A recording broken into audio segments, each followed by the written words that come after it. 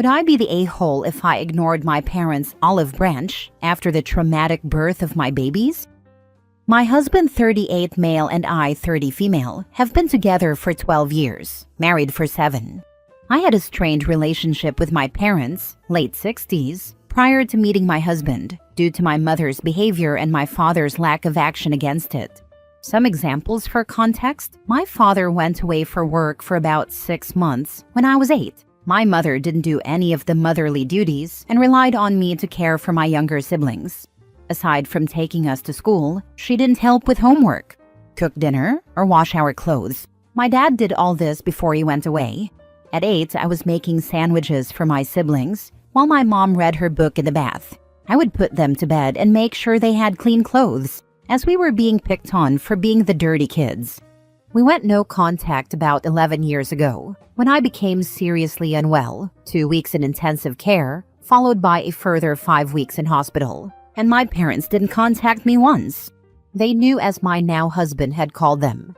They didn't visit, call, or text, but posted on social media about how devastated they were with the situation, acting like the most caring parents in the world. When my husband and I got engaged, we sent invitations to our wedding to them, with no response. They didn't attend. My husband reached out to my father shortly after we got married when I found out I was expecting. The response was lackluster, along the lines of, "I hope you're both happy," but nothing more. No contact after that, nor when we had our second child. Recently, we had a very traumatic pregnancy and birth, with my babies arriving 3 months early with major complications. 2 weeks after the birth, I received contact from my parents in the form of a Facebook request and a message saying, "Long time no speak," which I have not responded to. We speak to numerous members of the family, so I imagine they have heard what's happened. I don't know what to do. I don't understand why they would reach out now when I've had many major life events in the interim: wedding, birth of first and second child, graduating university, etc. I can only imagine it's similar to when I was in hospital, and all about attention or what they can say on social media. I don't trust their motives at all. My husband and I are at odds over this, though. He believes they may have realized the error of their ways and are trying to make amends. It's causing arguments because he thinks I should accept the friend request and what he perceives as an olive branch. I genuinely don't know what to do. Would I be the a-hole if I block them and remain no contact, knowing this will probably be it until they die? Now for the top comments before reading the update. First of all, you are a great human being for picking up motherly duties at such a young age. Second, you've got a great husband who is with you through good and bad. Now, coming to the question, the story misses a lot of details. Was your father only out for work for the 6 months you mentioned, or was he out frequently? Does he do all the house chores when he is home, or do you kids help too? What does your mother do when your father is at home? Did you tell your father about your mother's behavior? When did you and your siblings move out? Are your parents still married? Despite all this, not the a-hole. There is a motive behind the reach out. They have some inconvenience in life and need your help, so they're trying to butter you up. Or they're trying to play the empathetic parent and appear to support their daughter during her struggles in front of the world and relatives, so they can say things like, "I was there for you when you had a rough pregnancy." Whatever their intentions are, accepting that friend request brings no good. Now that you are recovering from a traumatic experience, you don't need any more stress that brings back bad memories. You're right, it does gloss over a lot of details. Thought I'd pinpoint some biggies without boring everyone. After my father came back, he was working 45+ hours of shift work a week, so he wasn't around much. But when he was, he did look after us. I spoke to him about what happened when he was away, and he roped in my late grandparents for the days he was on shift after school. This ended when I was 11 and my grandmother died. My siblings moved out as soon as they could. My youngest pretty much moved in with friends at 15, and the other left for university. We don't speak about our parents as they're still in touch, but low contact as far as I'm aware. My parents are still married. My husband thinks our kids should know their biological grandparents and has never really grasped the extent of their behavior toward me and my siblings, but his intentions are good, since they do ask questions. If my parents were split, I would possibly go low contact with my father but would never let my mother near my children. Thank you. I wasn't sure if my postpartum hormones and current state of mind was clouding my judgment. Not the a-hole. It comes across that your husband has not had abusive parents and so cannot understand what you've been through. I would not contact them at all. They do not deserve to be a part of your or your children's lives. They forfeited those rights when they neglected you and parentified you as a child. That is abuse. I agree with you, but I want to point out that you don't need to have lived through abuse to have empathy for people who have, or at least to respect their opinion on the matter, even if you don't fully understand it. I don't speak to my brother for reasons I won't get into. My husband has never even hinted that I should accept his attempts to make amends because, even though he can't wrap his head around not being close to your siblings, he respects my experience and my decisions. I agree. It has been a discussion point between my husband and me on several occasions. He cannot fathom not having a relationship with your parents. In his words, he doesn't want me to live with regrets. His intentions are good. He's just not the most emotionally intelligent person sometimes. After he reached out when I was expecting, I wasn't aware, and he told me what happened when I got upset about the situation. He has never done anything like that again. He just feels like this is a last chance saloon and that I'll regret it if we never speak again. I do know, however, that he will not speak to them unless that's what I want. Edit. Hi all. Thank you for all your comments so far. With regard to my husband's age, yes, he's 7 years older than me. We got together when I was nearly 19, and he had just turned 26. There was no grooming or any other perverted situation surrounding us. He does take on a bit of a parental figure at times, and this is something we have been working on for 8 years with the help of a therapist. For more context, my husband isn't keen for me to reconnect with my mother. His intentions are toward my dad. He agrees our children should never have any contact with my mother, nor would he ever push for us to speak.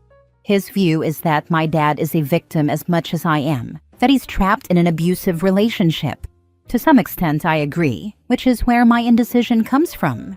If my parents divorced and went no contact with each other, I would probably look to reconnect with my father on a low-contact basis without the children involved.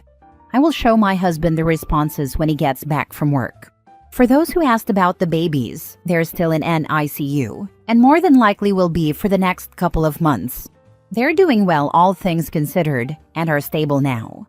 Thanks for taking the time to read and respond. Now for the update. So, I did what many of you suggested and sat down and showed my husband this post and all the responses.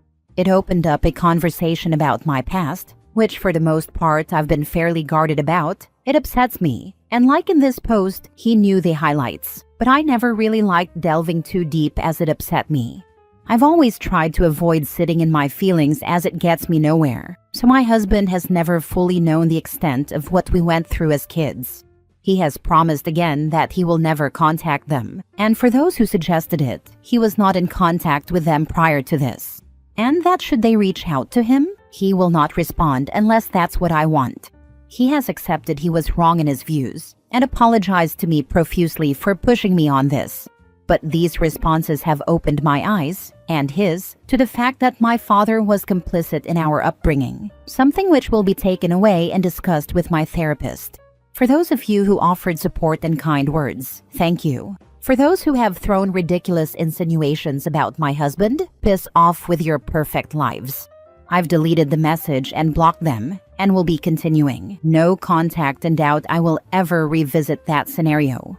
For now, we will be focusing on supporting each other during our NICU stage and in the hopefully near future, our completed family all together at home.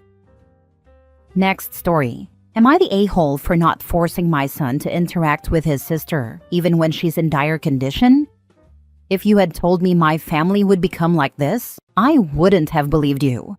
I have 3 kids, Kenny, Leon, and Sandra. Right now, Kenny practically ignores the existence of his sister. It all started about 5 years ago. Sandra was married to Kenny's best friend, Robert. They had a marriage most people would consider amazing. They traveled the world, had good careers, and genuinely loved each other.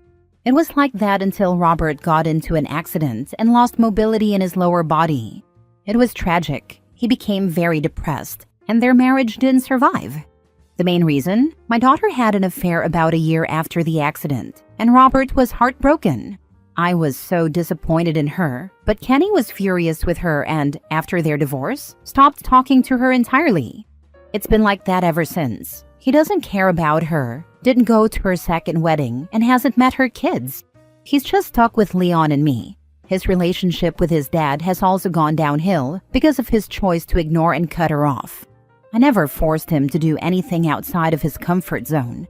I cherish my relationship with him, and frankly, it's not like he's harassing her about the past. He just doesn't want her around him.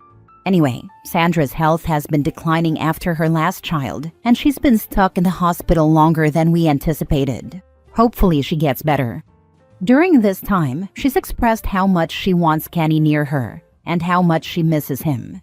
She wants him to meet his nephew. I let her vent and cry since she's going through a lot, both emotionally and physically, but I don't try to force Kenny to come here. He knows her condition and hasn't visited, so I thought it was clear he didn't want to see her. Well, my husband doesn't agree and has started pressuring him to see his sister, calling him heartless and cruel for doing this to her. Kenny blocked him and hasn't spoken or responded. Now my husband has been telling me I need to talk some sense into Kenny, but I don't want to. I know it might put a strain on our relationship, and I don't want that. My daughter has people around her, me, her husband, kids, my husband, and Leon. So it's not like she's alone. My husband is angry with me and has been avoiding me, which makes me feel like I might be the a-hole. Now for the comments. Not the a-hole. I applaud you for not getting in the middle of their relationship. It's Kenny's decision to either be in or out of his sister's life. I'm sorry that she's doing poorly at the moment, but she fooled around and found out. And since Kenny isn't trying to sabotage anyone else's relationship with his sister, I don't think he's an a-hole either. On the other hand, your husband is an a-hole because he's trying to force the issue. Good luck, and I hope your daughter recovers. Also, does husband think OP can change what choice Kenny makes? Or is it a bit of a hurt ego and wanting to sabotage OP's relationship with Kenny, like how he messed up his own? Can't be the bad parent if both do the same thing. She chose to cheat. Kenny chooses not to be there for her like she wasn't there for his friend. There is no good outcome for you advocating for your daughter. Kenny has shown his determination to ignore her. Your interceding on her behalf will only drive him away from you too. Even if you think he's being too harsh, you cannot insist on policing his feelings. Not the a-hole. She chose to cheat. Kenny chooses not to be there for her. Oh no, if it isn't the consequences of my own actions. She may want reconciliation, but it's not hers to expect or demand. This is the result of her actions. It's not a punishment. It's just life. Cheaters always think they are worth more than their actual value. That's why they cheat. That's why they can't understand when someone doesn't want them. Listen to her narrative. It's still me, me, me. She doesn't actually care about her brother, and he knows it. Not the a-hole.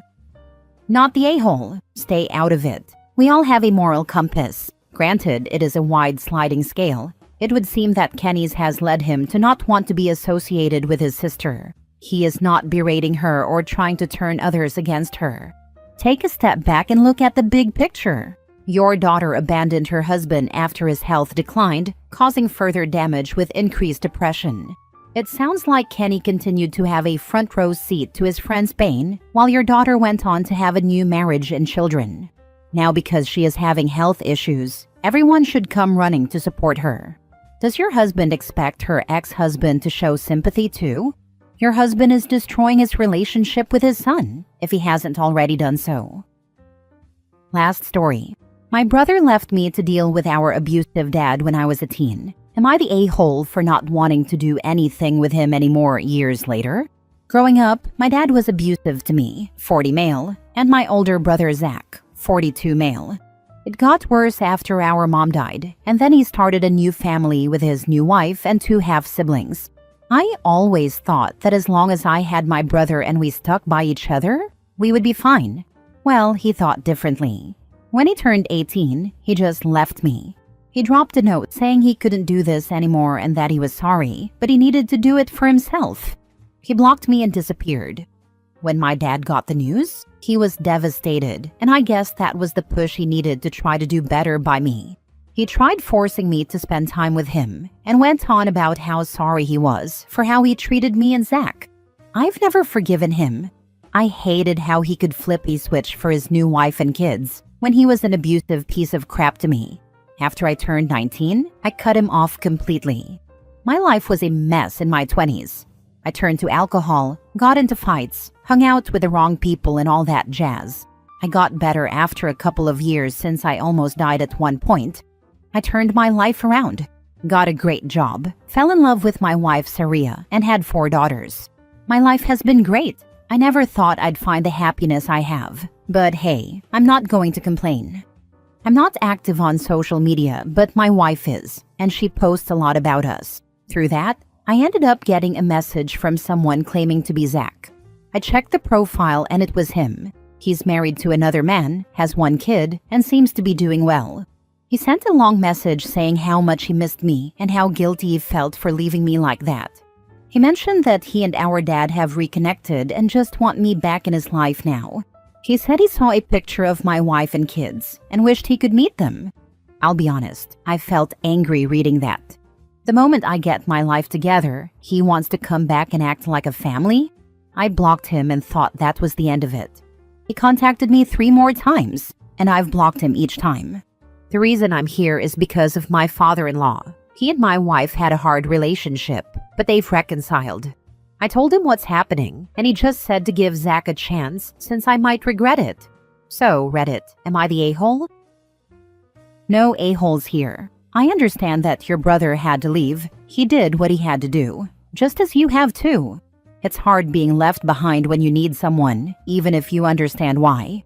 He did also wait 20 years to get in contact with you. That part I'm not sure about. I don't think he's an a-hole, but I do find it strange that there is a 2-year age difference. But he kept you blocked and did not have any line open or try to reconnect in the 20 years? Either way, you got your life together. You're happy where you are. If you don't want to reconnect, there's nothing wrong with that. I would ask you to sit down and think through it all with a level head and see where you're at and if you would ever want a relationship with him again. Ultimately, you're not the a-hole either way. My situation isn't exactly the same, but I would be closest to the older sibling in your story. I would have reached out to you hoping to reconcile. When you blocked me the first time, I would have my answer and respected your decision. You don't owe your brother anything. He knows what he did. The other question about him protecting himself is a separate issue. He knows what he did to you, and he has no right to beg or hassle or demand forgiveness from you. Not the a-hole. You're not ready, so don't force yourself to do it. Tell your wife and father-in-law to respect your decision. Time heals all wounds, but sometimes they heal after the other party has left this world. Only you can decide if you can bear that thought. There's no right or wrong answer to it. Forgiveness is a part of healing, but healing can be a long and painful process. I've been in a similar situation as OP, but eventually decided I didn't want to live with hatred toward anyone in my family, despite having the right to be angry with most of them. Eventually, I opened the door and found that my family member genuinely tried to make positive changes in their life. If your family members haven't changed or haven't asked for forgiveness, I can understand still blocking them out. It's a two-way street. It can't be just one side wanting to heal and change. It has to come from both sides to work. Best of luck, OP.